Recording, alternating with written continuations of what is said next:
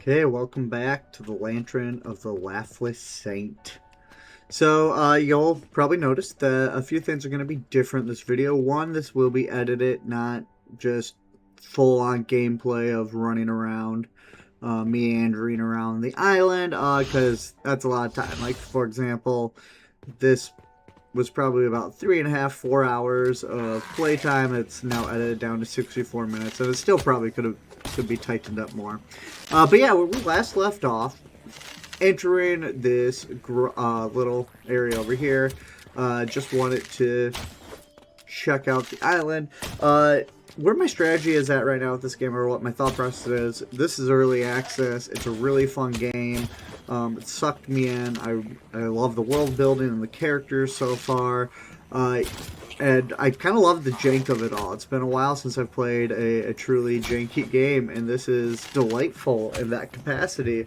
And so, in my mind, or where I was at, and this was completely a false assumption on my part, as I'll come to realize throughout this video, was that if I went to the middle of the island and descended the tower, that would be a one-trip shot. Like, that'd be end game. Once you go there, you go down based on whatever you accomplished in the island around you, would then change how it would be after you go into that tower. I think I'm incredibly wrong about that, for a number of reasons I'll point out in the video, which means that probably in future playthroughs... Actually, you know what? No, I'm going to commit right now, before I record another video, to continuing my path. I'm going to keep going with this completely flawed and probably inaccurate assumption, and I'm going to keep exploring around the side of the island. I'm just taking my time with this game, getting to know it a bit, and so just running around, seeing what there is to offer. And sometimes you find cool caves like this. Like here is, I'm fighting the eyeless, a great creature design, suitably creepy. And then I came across this bed. Exciting. I was like, okay, there's been very little furniture in the places, and also it's wild that this furniture is all just like set up in here, out in the middle of nowhere. I imagine the setup process for all this. But it looks good. It's a really nice looking bed. Just built into the middle of the cave, and it turns out this is where Pitch's Ring is. Didn't realize that at the time. When I looked at the quest, I went back and looked at the quest here when I was playing it, and it was just like, I thought it said it was on the far side north of the island. So I thought I had to go way further north, but it was just north of the town, as you saw on the map right there. So that was one thing where I was like, oh, okay, I guess there's more quests I could probably complete around here that I'm completely missing. But also, what this game does well is just setting you up in this world that you know very little about, and just figuring out as you go. It's a joy. I was gonna say it reminds me of the Gothic 1 remake. I never played the original back in the day, but I tried the remake on here, and I haven't beat that game yet. I've been playing it, but I really loved the opening part where you're just getting to know your bearings, and it's just a struggle to survive. This game doesn't have that same difficulty, but that sense of exploration and that I'm just this new person in this land, I think really comes through in this game. Plus the setup of the almost horror element of the Saint, that's calling people down there, leading them to madness, and these different interpretations of it that exist in the game. A few that will actually meet in this file here is quite exciting. Like, I'm really pumped to see where they go with this. I admit, after seeing the trailer, I was sold on it, and I thought it was just going to be kind of some surreal imagery, but a joy with that, like surreal imagery in an RPG setting. And so far, I kind of wish there was more of a surreal element to some of these encounters. And again, that might come later as the island gets populated, potentially with more NPCs and quest lines. But as of right now, where's it going with this? As of right now, I'm impressed with the game. Yeah, I'm looking forward to finding some more surreal moments. I think that'll come when we descend into the pit. And yeah, but yeah, here we go. So we're exploring the island. Right now, I don't really have a goal set in mind at this point in the video. I'm truly just running, looking for anything to explore. I'm using the map, which is a very detailed, cool map, I think, to look for where caves might be or other points of interest, and then I'm trying to find those. I will say I did spend a lot of time running around, and if you remember back in the first video, or if you're catching in now and didn't see the first video, which is totally fine, the first video, there was the settings, and they said you could turn on quest markers, and I was like, I don't want quest markers. Well, at some point I was getting frustrated of just not really knowing where to go, and there was just one quest where it's like, I swear I'm looking in the right places. It doesn't seem like I'm finding anything. Oh, that's what I'm looking for. I'm looking for, blanking on his name right now, but the other wizard lad on this island, trying to find his house, and they said it's south of the tower, so I'm running around in the south area here.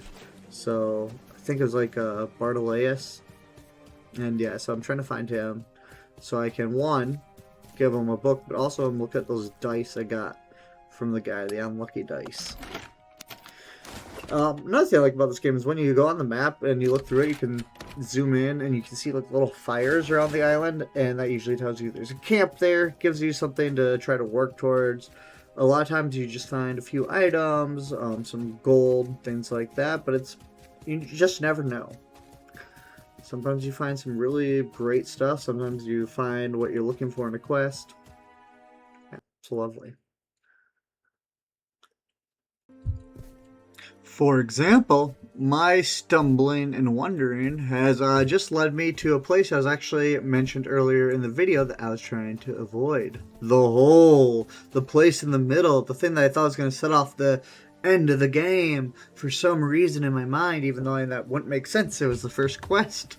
We're going to get a little more world building here. Quest update, Lantern of the Laughless Saint.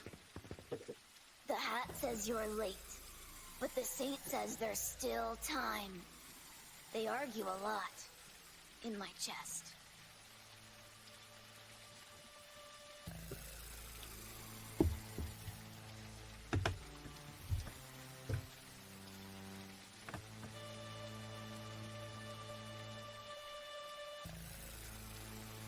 Stairways, corridors, deep pits where old things lie. I have never been any further than this, but it has been revealed to me in my dreams. I have done nothing but draw maps for my entire life. These maps depict the true nature of a place, all its facets and many pointed pathways, as it truly is. I wouldn't expect someone like you to comprehend. Only the sainted and the blind may see the true nature of things.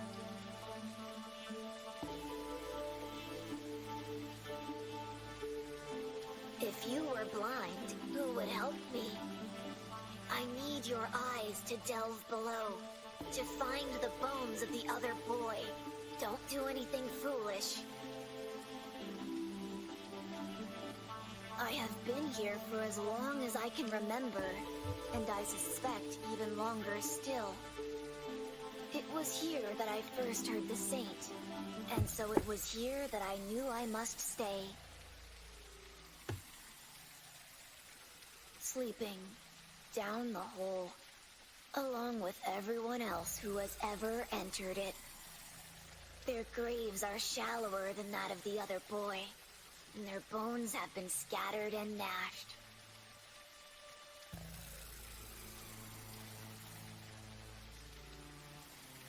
It is a blessing to receive the vision of the saint, but it is a terrible penance for the chosen. I see things in my drawings which I do not understand, things that always come true eventually. The saint speaks through my chalk, but it is my burden to realize his visions. In my dreams, I am beneath the earth, a pile of bones entombed inside the spiral stair.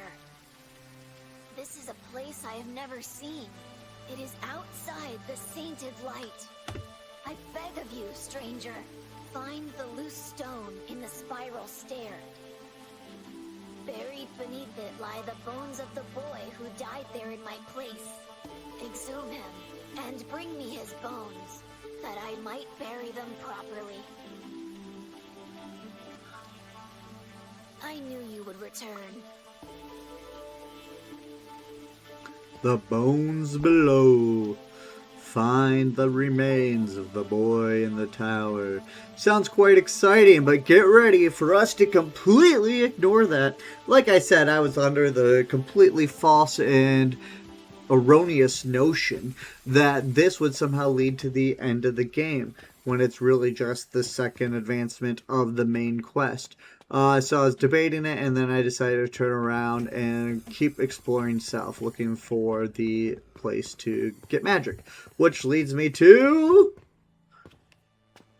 as we cut away,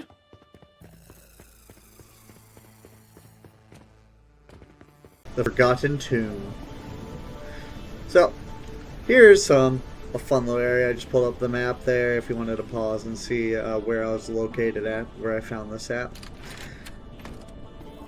So, it's another cave with some skellies for us to become acquainted with, befriend through the means of violence. But it's also here that we're going to stop. Oh, look at that cute little turtle. Just looking for a hug.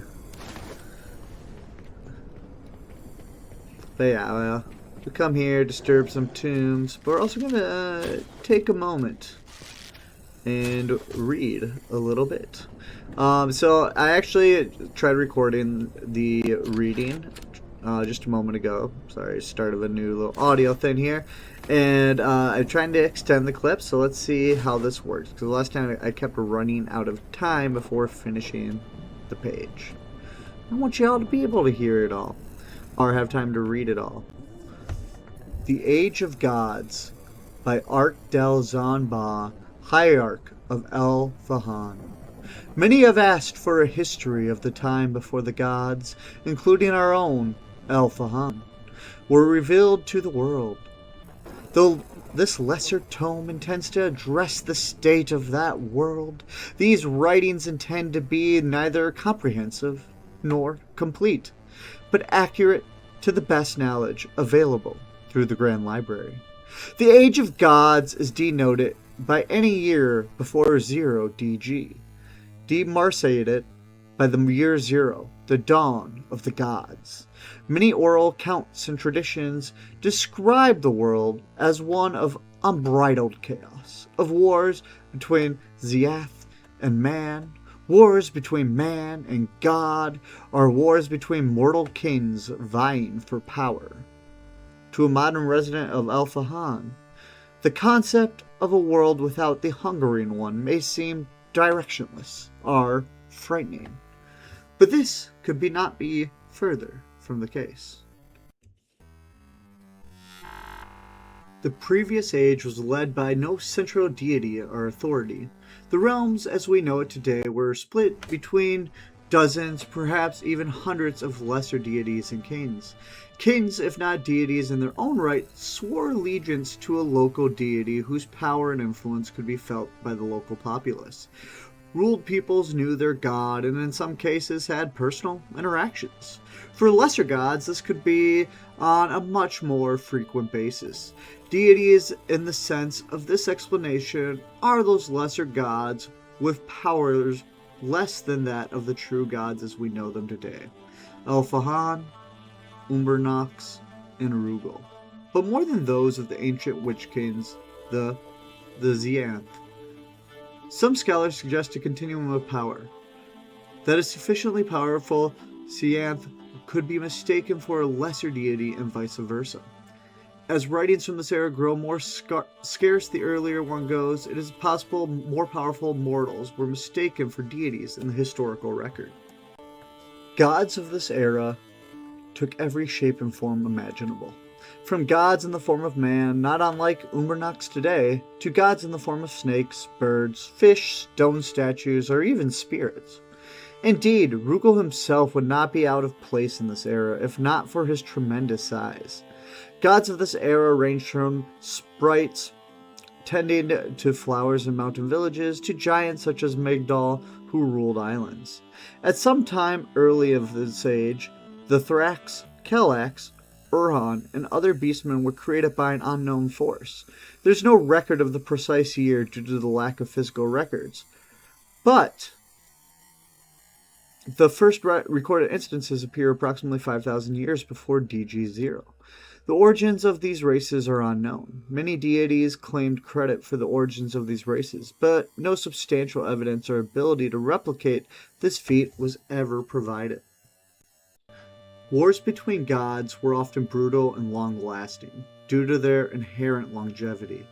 Many treated their mortal worshippers as expendable foot soldiers, and used them to engage in combat with other deities. Direct worship of deities showed no apparent correlation to the power or abilities of these gods, as many accounts record unknown gods appearing out of the oceans or mountains to challenge the status quo. Gods of this era often had a complex relationship with that of their local populace. Powerful gods were able to exert a significant amount of influence over the land, demanding tribute, the building of monuments, or worship. Lesser gods were often more diplomatic in their requests, offering blessings in exchange for tribute or worship. Occasionally, lesser gods cooperated, forming de facto pantheons in their regions of influence. The Age of Gods came to a sudden halt at the dawn of the gods, when the three true gods made themselves known on that fateful day. They slowly began amassing converts from these lesser gods. One could imagine it hard to believe a wood giant a god when the moon-sized entity commands otherwise. After some years of relative dormancy, the true gods began their conquests of these lesser deities and kings. Elfahan, Rugal, and Umbranox wielded immense power, unlike any other god before them. Using this power and the increasing number of followers at their disposal, they began a systemic purge of lesser gods, Xanth, and belligerent kings. Over the course of many thousand years, the number of wild gods has dwindled to approximately 0. While the Age of Gods is thought to have properly ended at 0 DG, many lesser gods still persisted for centuries, some in seats of powers, others in hiding.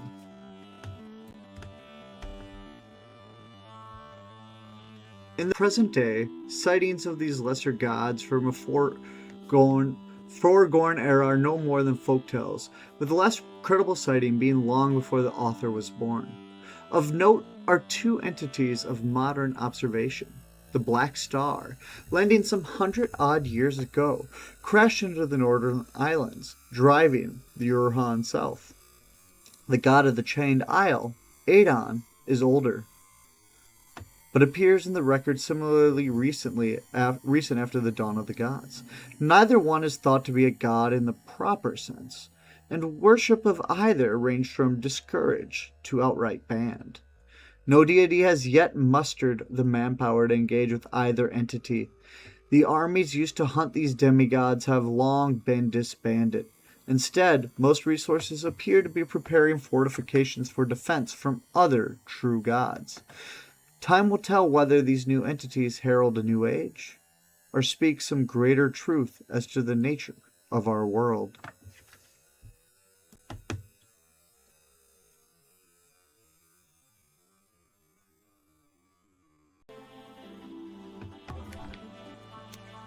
The Burial Rites of Man by Canon Mortuary Aldrich of Vosmir. Show me how a people treat its dead, and I will tell you how they value their living. I have walked among the burial places across this land, and I set down here what I have seen, so that the faithful may know the difference between reverence and rot. Of the Umbrite dead as Canon Mortuary, I can vouch for the accuracy in rituals and motivations in full confidence. We do not, properly speaking, bury. We house. The corpse is washed 9 times, anointed, and their names sewn in silver thread into the lining of the shroud, for a soul stripped of its name is held to wander. Weights are placed over the eyes, the jaw is bound, and the hands are folded over a sealing stone of the queen before they are laid to rest in a local stone necropolis called a quiet house. All of this is preparation for a single audience, the Queen Umbra Nox. Death is the one petition she is held not to refuse, for she does not receive the living. Every rite performed, every wash and wait, is to make one fit to stand at last before the Queen who would not look upon them while they breathed. Indeed, some accounts state bodies disappear from the quiet house, not from profane grave robbing, but evidence of divine selection by the Queen to join her court. Of the ziggurats of Alfahan, the men of the Alfahan do not inter their dead, for the country is deep jungle. The wetness and heat provide challenges unique to the realm. Against this they have settled upon the one remedy that the jungle cannot itself undo, which is fire. The dead are burned without much ceremony and with no delay. The ash gathered and yearned, and the urns immoored within the brick of their great steep towers, tier upon tier. The structures are strictly stratified, though not, as a charitable reader might assume, by virtue. They are stratified by price. A niche near the high, dry summit, above the flood line and the crawling things where the air is least corrupt, is the costly station, and it is sold as such. The cheap dead are stacked at the shadowed base where the jungle presses at the brick. The position of an ancestor's ashes records not the worth of his soul, but the depth of his family's purse. This measured pragmatism should be of no surprise to any who have dealt with Alfahan in matters of business, as this trait extends to their dead as well. Of note is the lack of ritual or circumstance seen in nearly every other society. The people view the death with great mourning and sadness, but the body itself appears to be an inconvenient formality associated with one's passing. The hungering one, Alfahan himself, appears not a single time in the rite, no doubt delegating the management of the underworld to a lesser priest. Of the man tribes of Rugal, the Rugite tribes practice no interment whatever. The desert sands prevent the digging of graves, and the scarcity of lumber and stone preclude large structures. Instead, their rite is excretion by exposure. The dead are carried to a high windward crags and laid out uncovered, faces upwards to Rugal, and abandoned. The wind takes the moisture and the cairn the remainder, until nothing remains upon the stone but a discoloration and a scatter of clean bone. Are spared the trouble of transport, as the constant tribal infighting ensures grave sites are created largely impromptu. Cultures outside the Scarlet Waste frown upon seemingly reckless abandonment of the dead.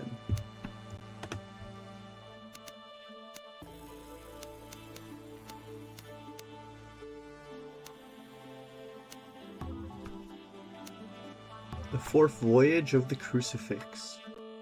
Woe upon any who dare to challenge the Crucifix, mightiest upon the ocean waves.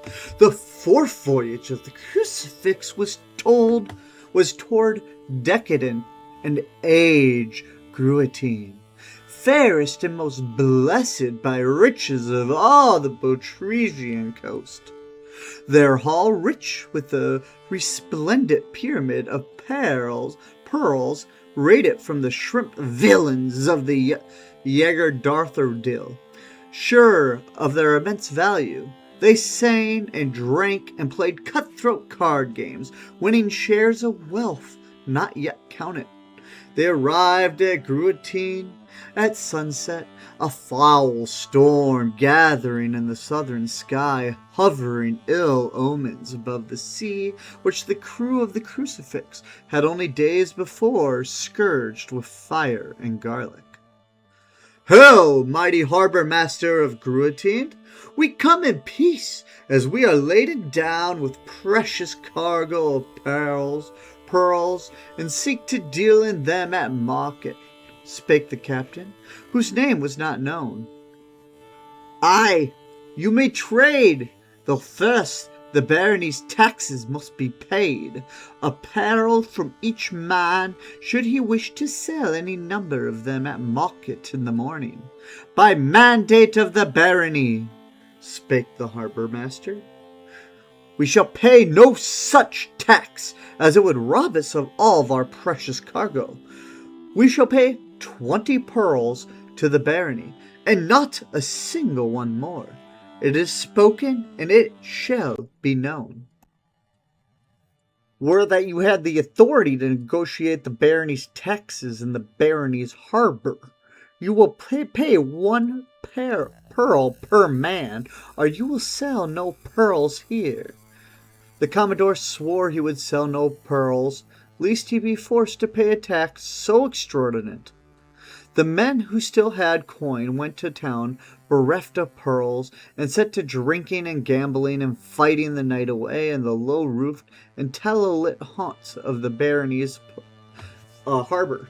Here they encountered a prince of Gruatine, a man who craved fine luxuries as pearls undoubtedly are. Our hall is brimming with hundreds of pearls, yet we are forbidden by the barony to sell them, spoke a drunken sailor, delighting in his time off the Crucifix. This piqued the curiosity of the prince, for certainly are these pearls a precious good, of incomparable value, and many amongst the rich and powerful grandees of Gruatine cover them dearly. Should you meet me in the water, port side, your Crucifix at midnight, I will purchase them for a price only a slight bit lower than their fair market worth. The sailor delighted at that idea, and made haste to return to the Crucifix, where he told the Commodore of this opportunity. The Commodore, too, was filled with delight. At the depth of midnight came behind the Crucifix a small rowboat piloted by 4 men at arms in black garb and mast beside. The first mate came down to meet them and made certain the coin was sufficient and of goodly quality. It was thick silver ducats of recent minting, a rare and previous medium of trade in island pock seas so far from main lands. He called up to the ship, and 6 sailors passed down heavy sacks into the small boat, rocking it roughly as they landed. When the last sack had been unloaded, the first mate stood along with the prince's men on the small rowboat. He thanked them for their patronage and slit their throats, 2 at a time, with each of his savage twin curved blades. They fell dead upon the decks, and men stoved in the rowboat with a cannonball heaved from on high. The sacks, laden as they were with heavy stones pulled from the reef, dragged the rowboat to the black abyss. The Crucifix bid farewell to Gruatine with a broadside of cannon fire, setting the grandest ship in the harbor ablaze, and caving in the tall clock tower which proclaimed the passage of time in the domain of the mighty barony. Okay, so after we left Forgotten Tomb, we came to a place called the Burning Charcoal to check in on Zan. So with this guy, we're trying to equip him with armor, and the last thing we need to give him is the chainmail hood. Yes? So he finally has everything. I think I might outgrow this set soon. If you can, if you could get me some umbric plate. They say its protection is without peer. I feel a bit more confident in my skills. Thank you, my friend.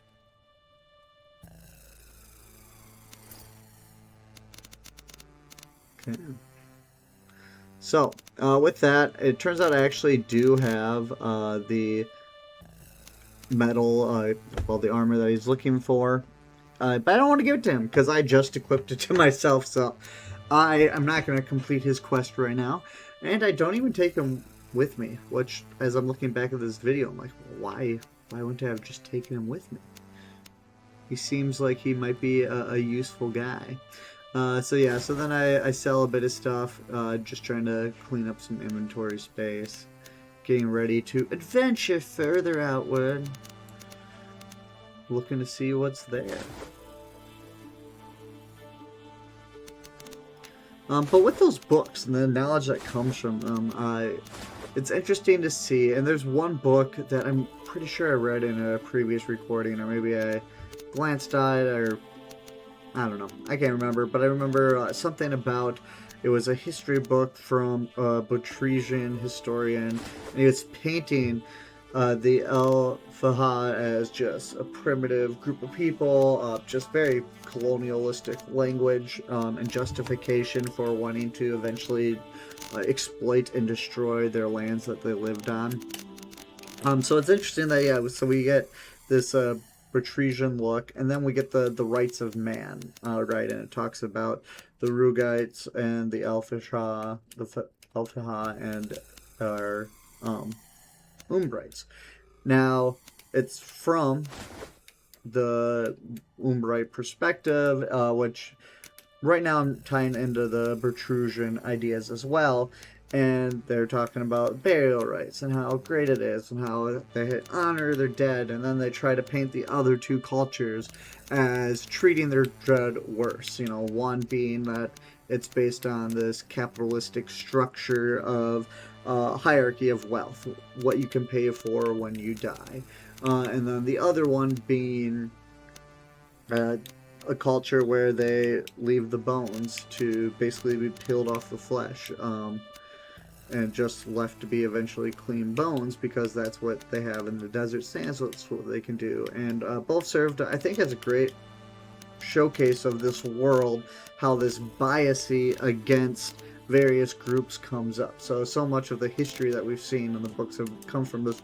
Botrysian culture, and they're very critical of other groups of individuals, especially of the beast races, which, you know, I'm playing a cat race right now. I'm trying to find the beast town, and we've seen some of that racism towards the beasts earlier in earlier videos.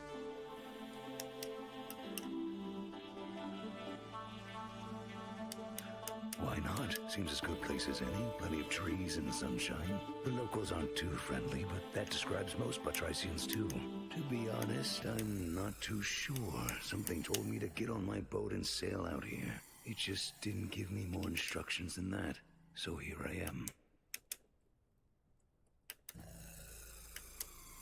You wouldn't happen to be a good cook? The master fisher, if... Yeah, so if you don't remember, he was asking us to get him a fish, which last time the quest wasn't working. Maybe after some patches it'll work again. Yeah, so, oh yeah, so we're playing one of the cat individuals, going through this world, and it's a world biased against these beastkin, which turns out the beastkin came from a later deity, and there's this uncertainty of where they came from without these records that don't exist from that time before. So a lot of assumptions are made, you know, which is just interesting. I'm enjoying this world building that we're getting. Alright, and then here I'm just like running around the tower, so near the beach, going up, I believe, on the east side of the island is where I'm at right now. I'm just running around, finding random people to fight, running up the tower, seeing if there's like any secret entrances. I didn't really find any. You know, now I know to look for those levers out there in order to open up doors. But yeah, right now, just looking around. You know, I think this was, I kept this in here because I think this is a good example of them using environmental clues to lead you to additional resources. So, and also just fun creature design. I'm a sucker for the classics. Skeleton, snake-like thing with a human head, like a cobra and a human head combined together. Awesome. Just fantastic. Love it. But yeah, see, so I found some loot back here, and but it would be easy to pass, but it rewards you for going a little bit off the beaten path. So this is just another side of the tower. You notice these doors are shut, but they look like the doors where you can find a lever to open them. So I ran around for a while trying to find that, eventually leveled up, so that's what I'm showing here. I forgot which level I even am right now. I still have 3 perk points to spend. I'm terrible about remembering to spend them. But yeah, right now I'm just trying to think, what do I want, really? What base stats do I want to increase? More so than anything else. A lot of times I'm thinking, well, why don't I give them to ones that I'm not leveling up constantly? Like sprinting, I'm leveling up quite a bit just on its own. Acrobatics, even some of these other spells, but I do need more magic, so I can cast more spells to help level up the spells. So yeah, so then I went with channeling, because I haven't been casting those spells as much, so it's like the summon slug, summon skeleton, and I want to do that. But there are some cool perks to find now, as I'm getting higher up in level, so like I love the idea of being able to draw my bow faster. The tweaker one seems fascinating, except this whole idea that there's permanent death to the people around them, and I don't want to tick off anyone by accidentally attacking them. I want to always have control of my movement. So yeah, this is just another example. I saw a fire in the distance, so I ran over to it, and I found the Tome of Water Breathing, which I think I need for a quest with Henrik back at camp. And I don't know if we just sell it to him to get that, or if we give it to him, or if new dialogue options will pop up. But yeah. So I came back to Pitches to talk to him about his ring. You're very promising indeed. Take this key. The house is yours. It's just down the path from your old one with a great view of the tower. I'm happy to have you as a neighbour. If you'll excuse me, I've got a lot of memories flooding back all at once. I've got plenty. I'm excited to learn more about his past. On the north shore of the island. Yeah, and so I tried asking him what to do, and he started trying to give me the same quest I just turned in, so I just clicked through the dialogue there. But yeah, I'm excited to learn more about him, and I love this idea of all these vacant houses that he's just handing out, which makes so much sense in this world where these people are coming, going mad, disappearing. I love that. Just a nice little detail, and why he could just give out these houses, and why he would have keys to them, and who built them or not. You know, maybe he helped pitch in, maybe not. It doesn't really matter. I've turned in this quest a few times. It seems to be bugged right now. Maybe it will be unbugged in future patches. Again, I reported this last week. There's been, I think, like 2 more hot fixes since I've last played. So I need or not last week, but a few days ago. So hopefully the next recording I'll be able to turn in some of these. So yeah, now I'm just going through my quest to remind myself, what the heck am I trying to accomplish? It's easy to just get distracted. I tend to forget about what I was working on. And that's my problem with just paying enough attention. Yeah.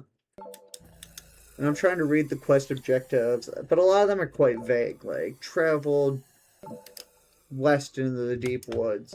Like I said, with the northern beach one, I thought it was clear across the island, but ended up being on this side, and finding that ring for pitches. So I think I'm overestimating how far some of these are and when I should be doing them. Like I said, I'm just exploring, really. I don't really have much of a plan or of attack to this. So here I saved, and then ended up going to bed, and then the next day came back to continue the journey. So I spent a little bit of time here staring at the map. Again, just appreciating it. It's a gorgeous map. There's been 1 or 2 hot fixes between these 2 play sessions when I was recording these, and one of them was something to do with the map. So I was like looking at that to see if the resolution was better zooming in or what I could notice. But yeah, also just for those of you watching at home, give you a clear guide, especially if you're just tuning in now to these more edited videos that I'm going to try to continue for the rest of this series as I slowly plow away at this. But yeah, just how cool this map is. And all the little details, like the little fires, the orange you can see down there. That you're like, okay, cool. I should go check that out, try it out. But yeah, so I'm looking right now. Again, I was trying to go south to look for that one guy's castle. So I was thinking it was down there. Because I was like, oh, it's like a second quest. It's not going to be too far. So now I'm looking towards the beach area, being like, is it really this far from the tower? You think you'd use a different marker if it's really this far. Again, spoiler alert, like I said earlier in the video, I'm not going to find this tower. I still don't know where it is. But I'll find it in the future. Because I'm going to explore like every inch of this place. But yeah, so, and I've been up here before. I got some markers. I'm like, okay, which way do I really want to go? There's that great little grotto over there.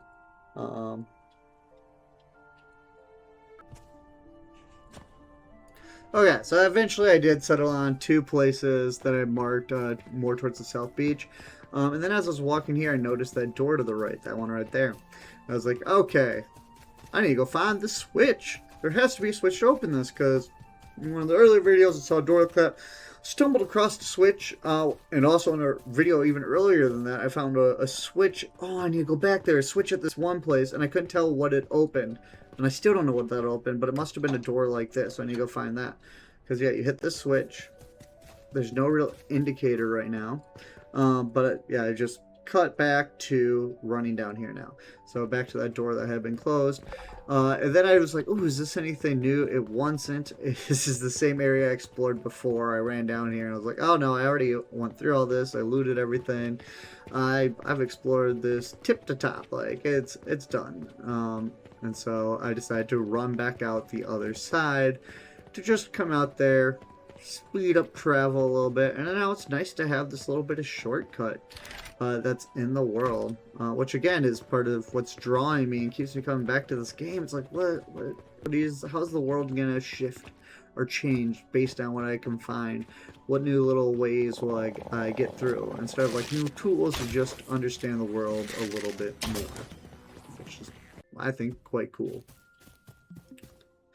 Okay, so then I came across this dusty tomb, and I was pretty excited because at the last place, the Forgotten Tomb, I found, you know, all those great books. And then while I was in there, you know, I was like, ooh, let's see what I can find. So, of course, went through it, found a tome. At this point, I'm looking for a key, and I found it because inside here was a locked door. This door, and it had been locked, but I managed to find that key that was just out there. It was like an 80 lockpick, so I couldn't do it the old-fashioned way, if you will, which is why I had to go searching for that key, which gave me a frigid broadsword, a pretty decent broadsword, but I still like raw walking stick so far. It's the best. So that was my first point I found. It was just an abandoned village, and then I'm running and I find another little area thinking, okay, I'm gonna find this wizard. He's gonna be somewhere around here, but as you can see, it's also abandoned, as most of these things are. This is my second point. This took like 20 minutes to get over here. It was a lot of swimming and running, which is why it's probably called the swimmer's camp, because it's one that you have to definitely swim through. But it's where I found the third voyage of the Crucifix. The third voyage of the Crucifix sailed upon the churn-choked ocean of Yggdrasil, peopled by a peculiar breed of half-man, accursed with the water-gazing eyes of the brine shrimp, a beast no larger than a grain of millet. The shrimp men did no trade with the men of the civilized lands, yet they had in great abundance a certain vermilion pearls, beloved among the Bortrusian princes and their spendthrift retinues. This was an opportunity the crew of the Crucifix could scarcely refuse. Hail, shrimp masters of Yggdrasil, honored among the peoples of the sea, whose eyes behold colors from the outside of the waking world, whose lungs have breathed the air that lives beneath the water. Sell us your pearls in 10-ton sacks bound by bands of iron and brass. Our treasury is bursting with luxuries from the heart home, whose bounty is not to be compared. Thus spake the captain's first mate, Gorhu Botherstare. His voice was as a cattle auctioneer brought into the service in the royal theatre of some decadent viceroy in ancient times. The poetry of it conveyed the essence of commerce. His exiles were themselves transactions between himself and the seas upon which he sailed. Aye, you say. The pearls you desire are worth incomparable, for they are drawn not eagerly from the hearts of our pregnant, brooded mothers. Without them our peoples would perish. Yet our coffers are bare of worldly exports, the produce of a peopled world of which we are forbidden from being a part. Thusly do we come to trade these pearls, for our own wretchedness is so great that we would slay our own mothers, and the children that they would hope to nurture with life, that their hearts may be exchanged for millet and rye and all the other things which are good upon the earth. This we shall do no longer. It has been decided upon Halmandar, holy mountain of the Bather Pelagic. The contents of your treasury you shall yield to us freely, lest ye all be pierced and your crew dragged down to be sacrificed at these sacred altars atop holy Yalamadar. Men of crucifix, exclaimed the halted Halabara, highest of the majesty of all the shrimpmen of Yegurdathal. His retinue attended him to the surface to menace the crucifix. It is fateful that this be the voyage upon which you choose to deceive us, shrimp-eyed half-man of the god-hated tropics. For our treasury, though filled to capacity, carries naught but bushels of garlic purloined from a mercantile barge. You may have your fill of it freely and gladly, that our hull may be emptied for more precious cargo, declared the captain, whose name is not known. The men of the crucifix only obey. They heaved the bushels of garlic from the depths of the crucifix and raised them over the sinewy shoulders and sent them all overboard to join the great stew of the tropical sea, domain of the hated and treacherous Yargadathla. The shrimps came with great haste to swim up and collect the garlic, for even so humble a crop as garlic cannot be grown in the salt dark desolation at the bottom of the sea, where the stones have never been kissed by the sun. They would use the pungent roots to flavor their coveted tube-worm galiceri, the abysmal delicacy found in the most damnable pits of the shrimp thing's dominion. Though filled with the accumulated feces of centuries spent feasting upon the blood of the earth from an open wound, festering eternally at the bottom of the deepest ocean, its succulent pleasure was all the shrimp men desired, so much so that they would put down their still nursing mothers and extinguish familial bloodlines simply to acquire imported seasonings for their worms. It was in their frenzied, gluttonous rage that they failed to notice the captain and his first mate uniting in hands upon the crucifix. They spoke in the tongues of the Rathofulti, unknown to most mortal men and some immortals too. The words they spoke were forgotten by all who heard them, and from this came a great winded emission of white flame, boiling the very sea upon which they sailed. The water smothered the shrimp men as they fed, and they one by one came red-shelled and bobbing to the surface, dead in a second from the sorcery of the crucifix. There the bravest and most regal of the shrimp men perished by the thousand.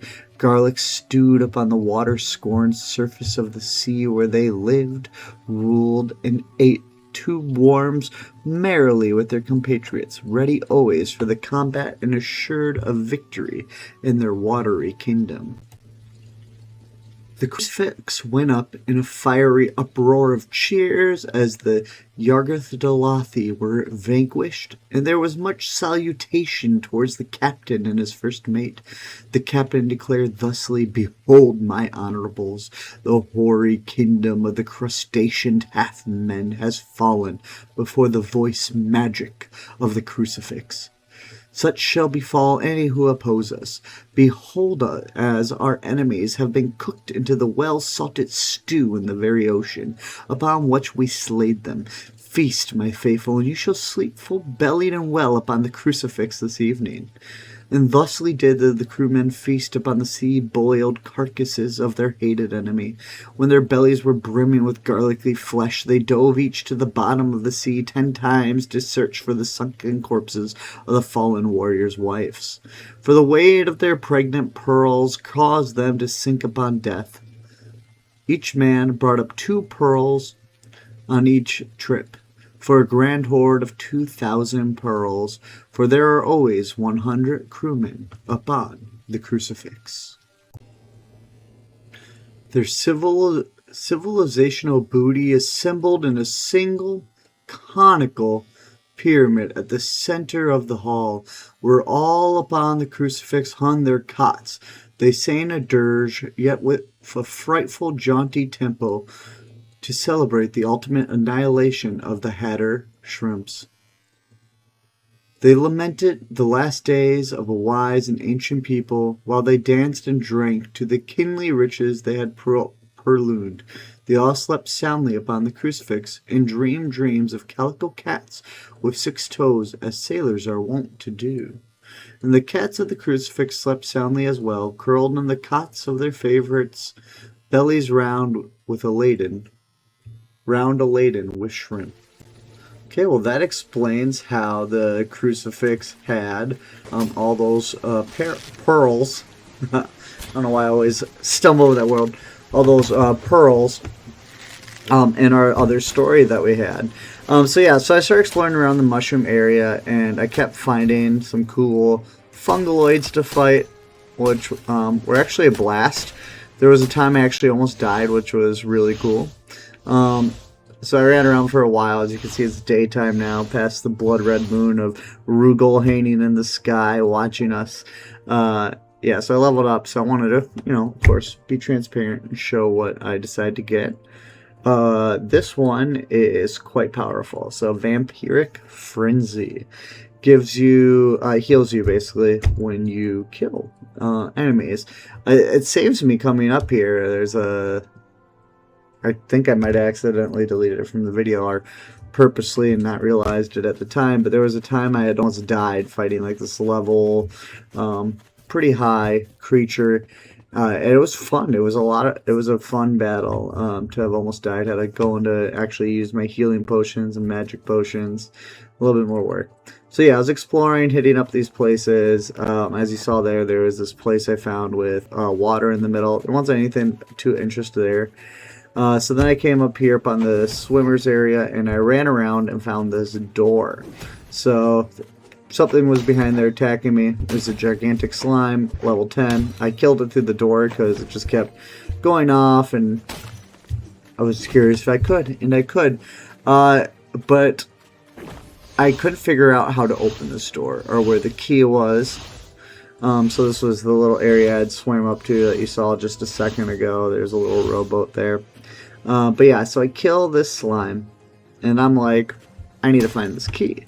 Last time I wanted to look for the key was back at that not Forgotten Tomb, the Dusty Tomb, earlier in this video, and I was able to find a key hanging out there. So I started going through, I'm like checking the barrels, thinking, this is great. This is really fun. I'm loving these barrels, and maybe this guy will have a key. Nope, he doesn't. Well, let's go check over here. And I'm starting to be like, okay, maybe I'm wrong, but maybe not. There might be somewhere else this key is hiding. But where could it be? And that's when I have just this brilliant idea coming up right here, that the key must be hiding. So, there's only one thing to do when you think a key's hiding. and that's to look for it. So I start slashing all of these things once I can switch to my weapons, thinking that maybe I'll find the key hidden underneath one of these plants. Like maybe that's why they're designed to go down, not just a cool environmental effect. It does turn out you can get some item from them, which is great. Not that I'm even trying with alchemy right now or anything like that, although I do want to figure out how to craft spells later once I unlock that. But yeah, so I'm just going around hitting all these. I do not find the key. it's a big old waste of time. But that's what this game has me thinking, like what could it possibly be? It has to be somewhere around here, that they won't just lock you out of content because you don't play the way that they would want you to play for this, that there's multiple options. But maybe in this case it's not. It's a pretty high lockpicking. Yeah. You know, one thing I'm looking at is, why am I not checking the boat? What is going through my head? Like, why? That makes the most sense, right? We're here. This boat came up. Maybe the key is in the boat. Like, the person was trying to leave. I don't know. They dropped it in the boat on their way in. But look at this. I'm just idiotically smacking all these things instead of checking the boat. Which, look at that. No key in the boat. But I was hoping, and I was trying, and I was looking for it. But yeah, just a dumb little moment on my part here. Just really wanting to find another way to get to that locked door. So yeah, so this is pretty far into the fungus territory at this point. I was just looking, thinking it has to be somewhere south. I have to be able to find this location so that I can start to make new spells. But I don't, so I move on. This is the next point of interest I find. Again, just continuing southwest, kind of around the island. Mainly west, but yeah. Just continue going around, and I'm like, okay, I'm going to go climb this structure. There's been a few of these, but this one's quite tall, you know. Want to see what's up here. A beautiful little view.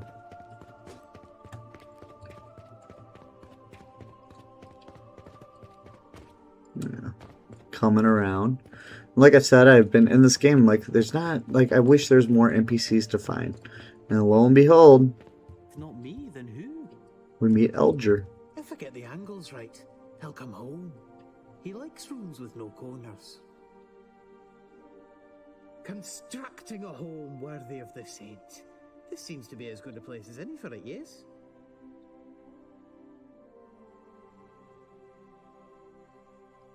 The shining point of a towering obelisk, the load-bearing keystone of a stout archway, and the weathered slab of a sacrificial altar. These three things I require, and you might find them if you're like the others and seek to delve deep below. These stones would be a kingly gift, and together we could share in the love of the prophet upon his return. Now, Why does the saint need a the house? saint will remain where he is. We must bait the trap, so to speak. That seems strange. Don't laugh. He used to live in a mouth, a hat, then a lantern. Why not here? Fair. And this is when I realized, now my second quest to dive down there and come back out, is that I am wrong, and I should really maybe just go to the middle area. But, you know, instead I decide, no. I've committed to this path, and I will follow it through to the bitter end and see what consequences happen due to this. Looks like there's a chest behind there. Another lever-esque door. So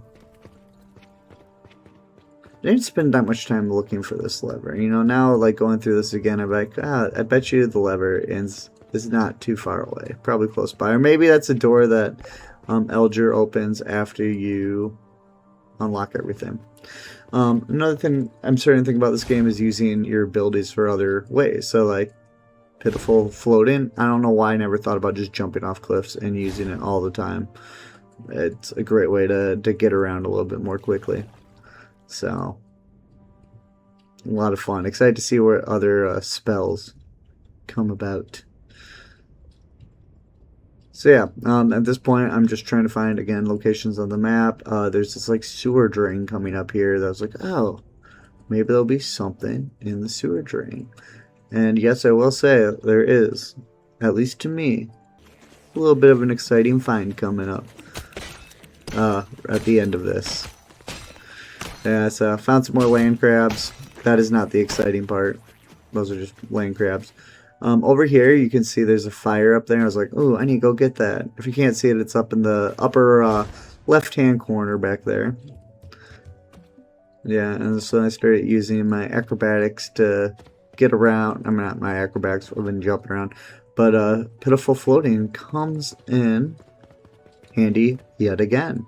Here, I couldn't get up. Was like, not tall enough. Well, good thing we got our basic spell that I have not been using nearly enough and hadn't even really thought about using. And so, hope we go up. See, back there is where I was fighting some land crabs and stuff.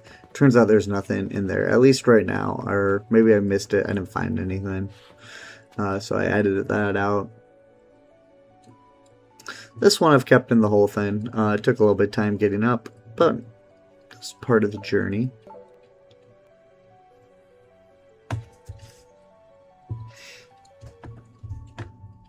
Oh yeah, I forgot I had leveled up too. And so I was like, oh, time to spend my points.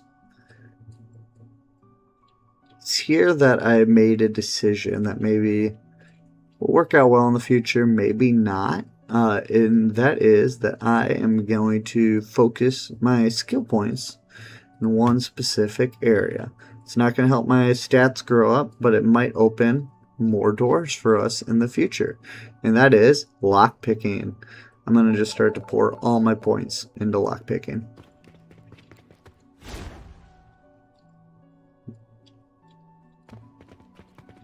Yeah, so then up here, found a stone chest, some decent things, some mead.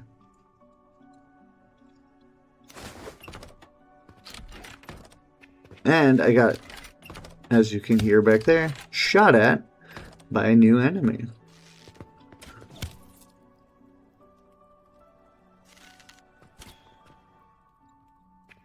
So yeah, just like the ethereal design of this guy. Like, what is he doing just chilling over here? What's he hoping to accomplish? What's his goal?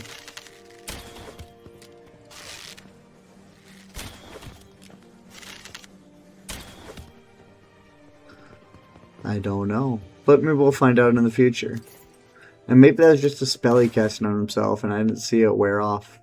But, oh, it must be the shock snap, which is right there.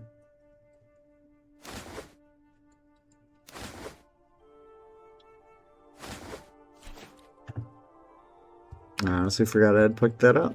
Okay, cool. It's the problem with recording this a while ago and then watching it now. And continually recording late at night. Alright, so then over there you can see there's these pillars. I was like, I'm going to go check those out. I also thought that was a staircase that I had been staring at, and it wasn't. But this was, to me, the most exciting find.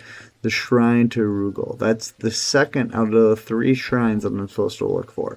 So traveling around the island is working out great here. Oh. So at first it wasn't working. I was like, well, I probably have to get Rugal up in the sky then. Well, first night, you know, just regular moon. Nothing happens. So wait the whole other 24 hours. And luckily, it works out this time. And we get our beautiful blood moon sky. So, second god prayed to. And then I was like, oh, I wonder what the advantage will be. Last time I got Levitate from Umbernox. And for this one, I got Fortify attack damage. Just fine. It lasts 5 minutes. Don't really feel a need for it. But yeah, so this brings it to a close, and yeah, next time I'm gonna continue just exploring around the coastline and see what we find. Hoping for some more exciting content this way, and to keep the pace up a little bit. Like I said, this was like between 3 to 4 hours. I did it down to just about an hour, and I imagine that my pacing is going to slow down significantly, especially since it's been a few days since I recorded this, and I'm finally was able to edit it and jump onto this voiceover. But yeah, thanks for joining me. I'm excited to continue the Lantern of the Laughless Saint. Take care. Have a great night.